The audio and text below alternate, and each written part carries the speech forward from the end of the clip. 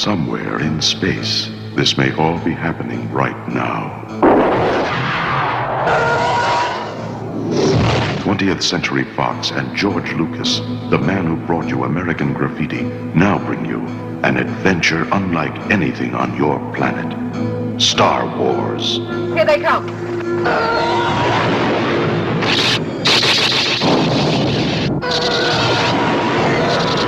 Coming in too fast! The story of a boy, a girl, and a universe.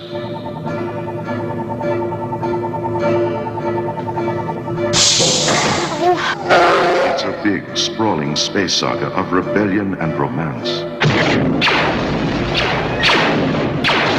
It's a spectacle, light years ahead of its time. I am C-3PO, human cyborg relations, and this is my counterpart, R2-D2. Hello. No sauces, no sauces!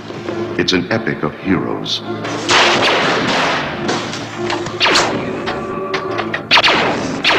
Good luck. And villains. And aliens from 1,000 worlds.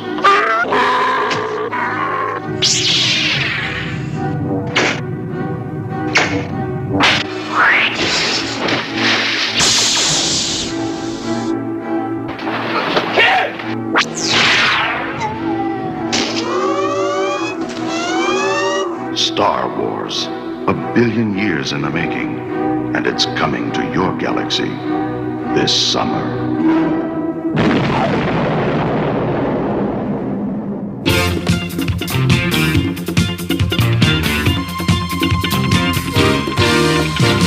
Welcome, one and all, to another episode of Escape from Walt Disney, the podcast where we review movies, TV shows, and short films available on Disney Plus, chosen completely at random. I am your host, Tony Goldmark. Joining us today via Zoom, all the way from Burbank, California, Luke Ski. Hey, it's me, Luke Ski. I'm still here. I don't know why. All the way from Simi Valley, California, Charlie Callahan. Wait. So you didn't get kicked out of Casita? And all the way from Riverside, California, Morgan Funder. We have completed the Bermuda Triangle of Californians. Woo! And this week, the randomizer, in its infinite wisdom, has chosen a little-known space movie from 1977 called Star Wars.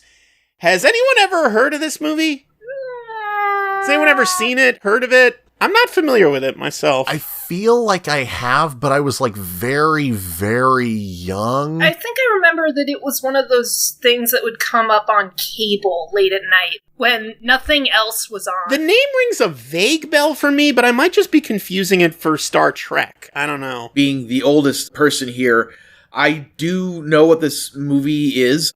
I don't know if I ever really fully saw it, but weirdly enough, I know that the main character is named Luke. Oh, okay. I think most people consider Luke to be a common name. It's not like a weird, unusual name, Sure, like Fitzhibbert or whatever. But how many people do you know that are actually named Luke? A couple. Growing up, I only ever met like one other kid named Luke ever. I can't even think of any adults in my college and adult life named Luke. Even among actors, there's Luke Perry and that's it. Luke Evans. Luke Wilson. And Luke Duke on The Dukes of Hazzard was a character. Jean-Luc Picard. Well, that's LUC. Well, it's that doesn't Jean-Luc. count. There's not a lot of info on this movie online. It barely has a Wikipedia page. It's got a brief synopsis and very little else.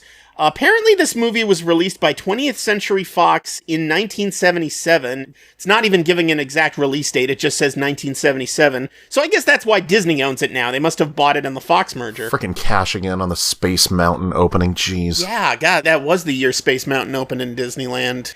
And it had a budget of $11 million, and it grossed less than 100,000. And 11 million... Wow. Oh, man. That was a lot back then, so this was a pretty massive failure. Yeah. It says this movie was written and directed by George Lucas. Wait. The director's name was George Lucas, and he named the main character Luke.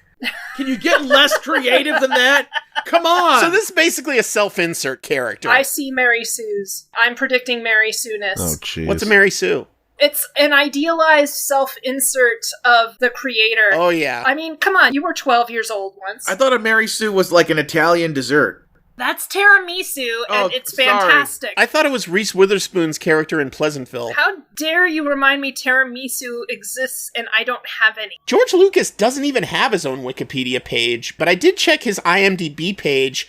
He also directed American Graffiti. Oh! You know that Hot Rod movie from the 70s with Ron Howard, Richard Dreyfuss? My parents really liked it. Wait, he went from directing a Hot Rod movie to a space movie. Yeah, apparently. That is such a far departure. Apparently he directed another sci-fi movie before American Graffiti called THX 1138. All right, well, that makes a little bit more sense. I've never heard of that. Weird title for a movie. No wonder that one didn't take off. Who can remember that? Oh my god, I just realized in the opening of Pinky and the Brain, when Brain is writing down equations, he's writing down THX 1138 on his board. That's a hell of a deep cut. Yeah. Luke, only you would know that. Well, I mean, I wrote a song about Pinky and the Brain. I had to study Oh. it. That's why it's stuck in my brain. Our resident Pinky in the Brain scholar here. Animation nerd, you. If there's one thing that me, Luke Ski, has encyclopedic knowledge about, it's the TV show Pinky and the Brain. Everyone knows that about me. So American Graffiti was a pretty big hit, which is how he probably got this Star Battles movie made, or Star Wars, sorry. But then after he made this Star Wars thing, that was it. His IMDb page ends there. And I'm looking at the cast list. Harrison Ford is in this movie. Holy shit. What? And this was 1977. This was one of his earliest roles. Wait, I thought he was working as a carpenter in 77. Maybe he was. Maybe he was a carpenter on this movie and they just put him on screen or something. He was in the American Graffiti movie, so that makes sense to bring him over. So he'd worked with this George Lucas guy before. And of course, he went on to be a big action star in The Fugitive and 6 Days, 7 Nights and all those 90s movies. Air Force One, by far his best role. That was a great one, yeah. Get off my plane. Another guy who's in this, Mark Hamill, the voice actor. Oh! He was the Joker on Batman the Animated Series. Oh, man. You gotta be shitting me. Classic. He's not just the Joker. He has a ton of voice acting stuff. So this is like a before they were famous kind of thing. And also Alec Guinness is in this movie. This is more after he was famous. Okay. He was a big star back in the 50s and 60s. He was in Lawrence of Arabia and Bridge on the River Kwai and The Lady Killers, spectacular British actor. I guess he's playing an old guy in this movie. So let's read the description on Disney Plus here. Young farm boy Luke Skywalker, yeah, you were right, Luke, he is named Luke, Yeah. is thrust into a galaxy of adventure when he intercepts a distress call from the captive Princess Leia. I hope I'm pronouncing that right. The event launches him on a daring mission to rescue her from the clutches of Darth Vader. Is it Vader or Vader? I don't know. I think it's Vader. I think it's the Dutch word. Okay. Darth Vader and the Evil Empire. So it's a war movie, basically. It's a war movie in space, implied by the title, Star Wars. And it's got an evil empire. Yeah. Ooh, original. This is giving me some big Flash Gordon vibes here. You know, it says adventure. They're probably putting the word adventure in the description there to entice people, but a lot of sci-fi in the 70s was really bleak and pretentious. 2001 had been a big hit like a decade earlier, and you had stuff like Logan's Run and Zardoz, and this is probably going to be just some boring, bleak, dour meditation on the futility of war or something, but with spaceships. That would be my guess. Honestly, I hope so, just because Star Trek the Motion Picture is one of my favorite films of all time. Yeah, that's where sci-fi really shines. When the spaceships are just there to provide a backdrop for the big ideas. That's certainly where sci-fi is most interesting. I do kind of have a soft spot for that whole Flash Gordon, Buck Rogers, John Carter of Mars pulp aesthetic too, though. I mean, who didn't want to be Deja Thoris when they were a little kid? Wait, so Duck Dodgers of the 24th and a half century is a reference to that thing you just Yeah, said? Buck Rogers, Buck the old Rogers? radio show. You didn't know that? Look, there's a lot of things I don't know in this podcast right now. Buck Rogers and Flash Gordon and blah, blah, blah, like all that stuff from way back in the day. Yeah, back in the days before they invented stuntmen. I'm so confused. This would have been slightly before that shift from the really dour 70s era of really bleak sci-fi to the more optimistic 80s Spielberg-y sci-fi, where suddenly everyone got tired of being so depressed all the time and they worked some more old school pulp elements into the mix. Basically, Close Encounters of the Third Kind happened, and we Right. all found out that aliens are nice, actually. Oh yeah. Somewhere a movie theater should show this movie back to back with Star Trek the Motion Picture, and it could be a double V'ger.